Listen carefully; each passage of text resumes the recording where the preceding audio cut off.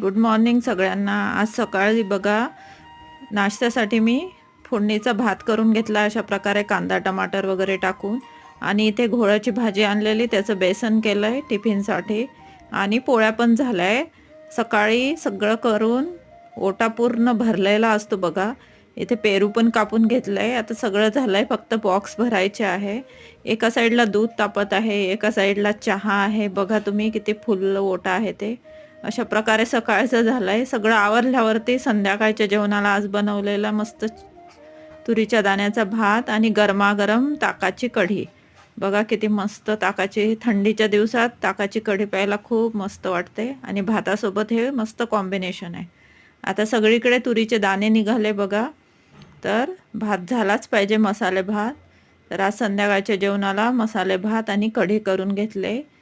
बघा किती छान झालाय ते, आणि खीर केलेली नैवेद्य